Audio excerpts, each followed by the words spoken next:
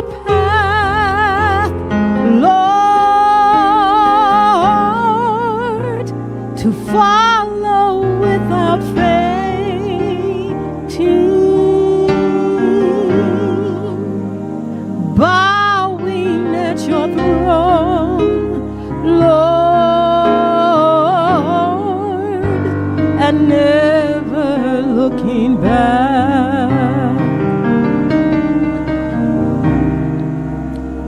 Amarte sola ti, Signor. Amarte sola ti, Signor. Amarte sola ti, Signor. Y no mirar atrás,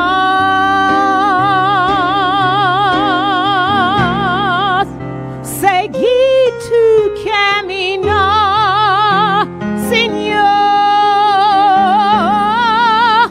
Seguir sin desmayar, Señor. Postrado ante tu altar, Señor, y no mirar atrás.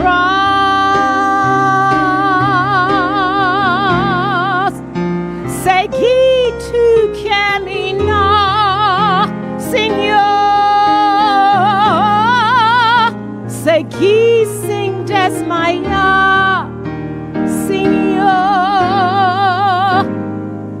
Postrado ante tu altar, Señor, y no mirar atrás.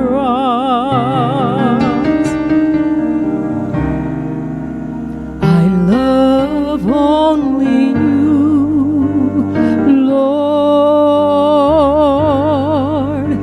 I love only you, Lord. I love only you, Lord. My heart wants only you.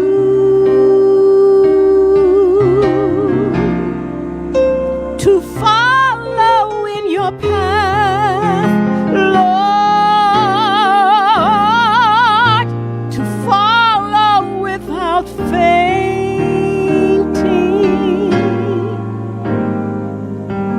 bowing at your throne, Lord,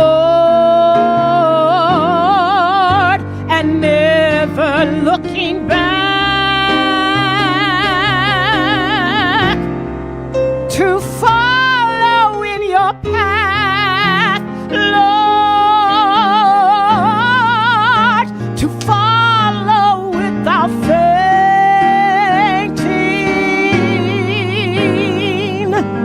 bowing at your throne, Lord, and never looking back.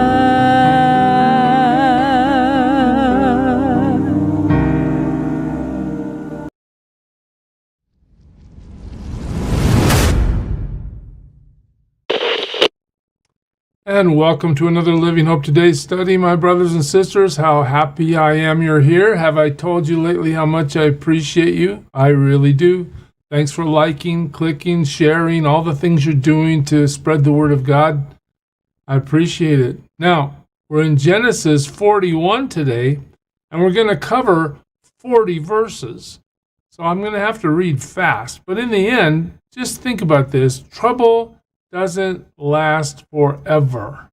All right? And we're going to see that in Joseph's life today. You recall his brother sold him into slavery. He ended up in Potiphar's house. Potiphar's wife falsely accused him of attacking her. He ended up in prison. The cupbearer and the baker came to prison as well. The cupbearer was delivered from prison, and Joseph said, "Could you please remember me?" But the cupbearer forgot about him, and Joseph has been rotting in prison ever since. not exactly living the best life now, as some preachers might say we're entitled to. But look at this. And this is just amazing. When 2 full years had passed, okay, 730 nights in the cell, eating out of the bowl, dressed horribly, suffering. Right? And God just leaves him there. God just leaves him there. But God has a reason. Watch this. 2 full years have passed. What happens? Pharaoh has a dream. Dreams again. God's moving his plan forward through dreams. He was standing by the Nile when out of the river there came up 7 cows, sleek and fat, and they grazed among the reeds. After them 7 other cows, ugly and gaunt, came up out of the Nile and stood beside those on the river bank, and the cows that were ugly and gaunt ate up the 7 sleek, fat cows. Then Pharaoh woke up. I just want you to think about the detail and repetition we see in chapter 41. It's like these details get said over and over. You'll see what I mean as we go forward. He fell asleep again. This is Pharaoh having a dream. You remember Pharaoh's at the top of the food chain when it comes to Egypt, right? He's lord over the whole place. He fell asleep again. He had a second dream. So just to repeat it, here it comes again. God's showing him something. 7 heads of grain, healthy and good, were growing on a single stalk. After them, 7 other heads of grain sprouted, thin and scorched by the east wind. The thin heads of grain swallowed up the 7 healthy full heads.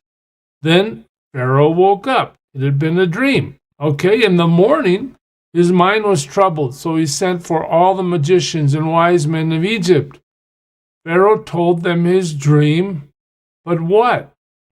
Okay, all the guys are showing up. Again, Egypt had a lot of spiritual life, even though it was false. They believed in it. They could do things, but could they interpret Pharaoh's dream? Nobody. Nobody knew what this dream was about. What's God doing? He's setting the stage to deliver not only Joseph from prison, but to deliver the message clearly that he is God, and he is using his servant Joseph to communicate to the whole nation that he is the true God. All right. Then the chief cupbearer said to Pharaoh, then? Why then? Well, I remember there's a guy in prison that told me my dream. Today I am reminded of my shortcomings, he says. Pharaoh was once angry with his servants, and he imprisoned me. And the chief baker in the house of the captain of the guard, as we saw earlier in the other chapter, that happened to the cupbearer and the baker. Each of us had a dream the same night, and each dream had a meaning of its own. Now, a young Hebrew was there with us, a servant of the captain of the guard. We told him our dreams, and he interpreted them for us, giving each man the interpretation of his dream. And things turned out exactly as he interpreted them to us. I was restored to my position, and the other man, that's the baker, was hanged.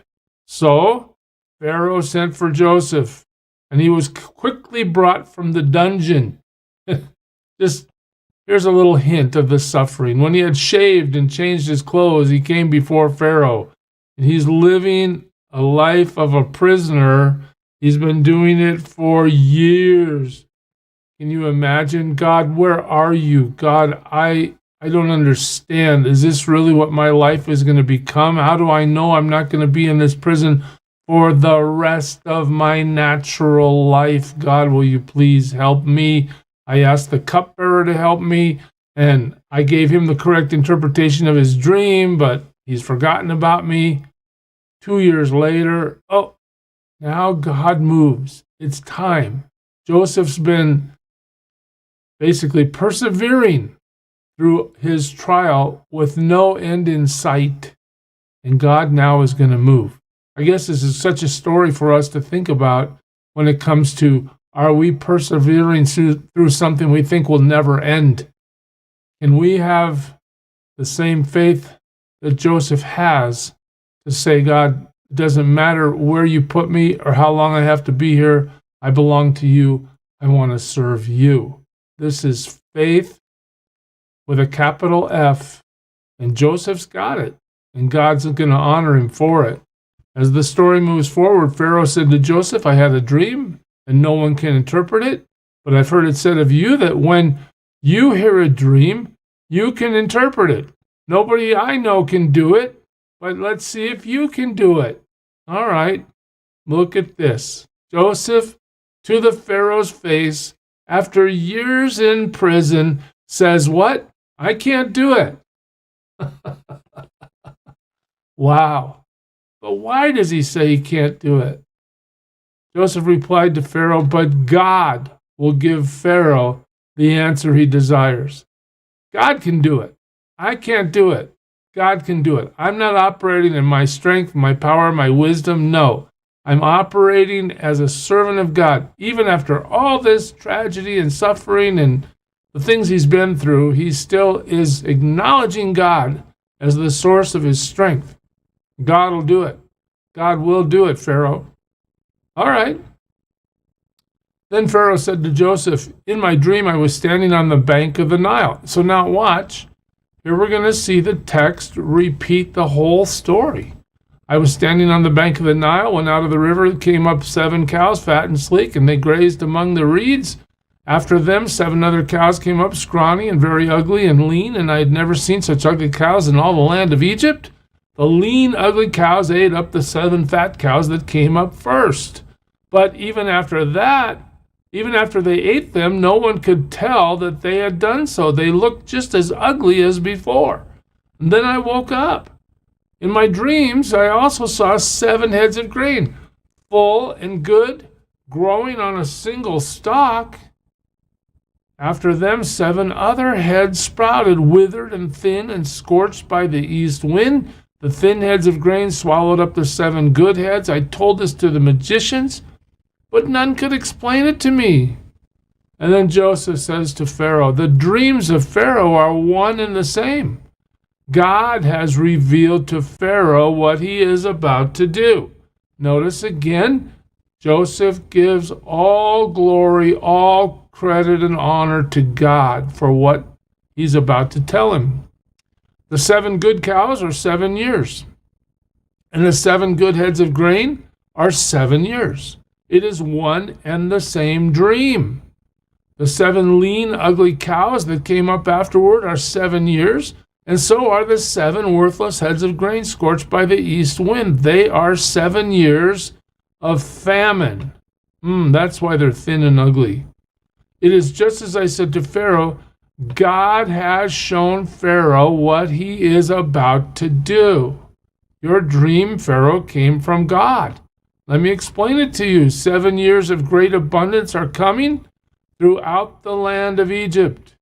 All right, you're going to have abundance. But 7 years of famine will follow them. Then all the abundance in Egypt will be forgotten, and the famine will ravage the land. All right, God has a plan. 7 years of abundance, 7 years of famine.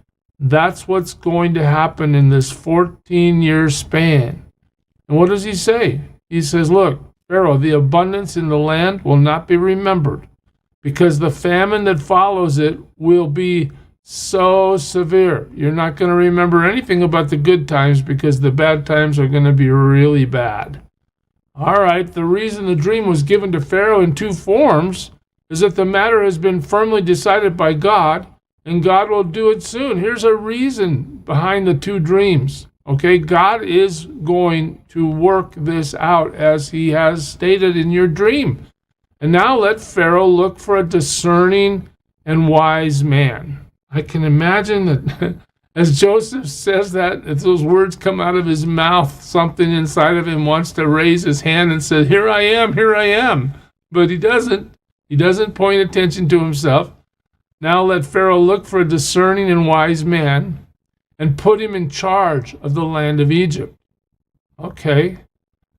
Let Pharaoh appoint commissioners over the land to take 1/5 of the harvest of Egypt. Okay, 20% during the 7 years of abundance. We're going to save that 20% for 7 years. They should collect all the food of these good years that are coming and store up the grain under the authority of Pharaoh to be kept in the cities for food. So we're going to create a food bank. It's going to take 20% of all the crops that come in, and we are going to store it for at least 7 years, all right, in every city. You need to find a way to get that done, Pharaoh. This is Joseph talking to the grand leader of Egypt.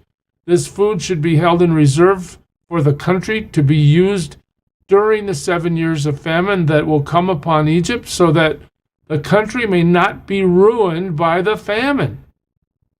Here you go. The plan seemed good to Pharaoh and to all his officials. It makes sense to us, right? So Pharaoh asked him, "Can we find anyone like this man?" And I want you to just see this line, because this is how God works. What's the line? One in whom is the Spirit of God. We see by the actions God has performed through you, Joseph, that you belong to God, that the Spirit of God speaks through you. There's nothing now about, hey, but you still have to serve your sentence for attacking Potiphar's wife. No, that's all gone. Who knows if she's even still alive? She's exit stage right. She's out of the story. But he has survived the false accusation. He's survived being enslaved. And now Pharaoh looks at him and says, hey, if you think we should appoint somebody that has wisdom and discernment to get all this done, you're the guy. We're going to appoint you. We're going to raise you up. So imagine what Joseph must be feeling and shaking his head. I was at the very bottom of the social ladder, all right? I'm in prison indefinitely, wondering if I'm ever going to be released. Right? Why not forget about that young Jewish foreigner guy that attacked Potiphar's wife? Let's just forget about him. Let him rot in there the rest of his life. God allows this in Joseph's life to build him up, to increase his faith. It doesn't seem like a very fun way to learn, but Joseph has been stripped of everything. He knows all he has is God. When he stands before Pharaoh, what does he want to talk about? God. Let's don't talk about me or my ability. Let's talk about God. Pharaoh says, look, I see that. I see God is with you. Then Pharaoh said to Joseph, since God has made all this known to you, there is no one so discerning and wise as you. Pharaoh, I believe under the inspiration of God's Spirit, understands that this dream is real. It's going to happen just as Joseph has said. And not only that, but Joseph is the guy to lead them through this problem. Wow, you shall be in charge of my palace, and all my people are to submit to your orders. Only with respect to the throne will I be greater than you. Joseph is absolutely 100%, even more than 100%, completely restored. He is brought from the very bottom to one step below the very top. He's in charge of all of Egypt. How does God work? Who knows the mind of God? That God would take this little Jewish boy that got falsely accused and sent to prison, that God would be the one to work out a plan where this young man, Joseph, is eventually going to be the one God uses to deliver God's people from this famine. But we'll see that as we continue. Today, I just want you to focus on this. Suffering, even when we don't understand it. If we belong to Jesus Christ, if we know the Lord, suffering has its time and place as God determines. And our job is to persevere and wait for him to move. Joseph doesn't make a jailbreak. Joseph doesn't tell the Pharaoh how he's been falsely accused and he should be exonerated. Joseph just wakes up, does what he's called to do that day, and God does the rest. a very valuable lesson for us who love the Lord and who know how to suffer. I just pray you take it to heart, church. God bless you. Serve him well today.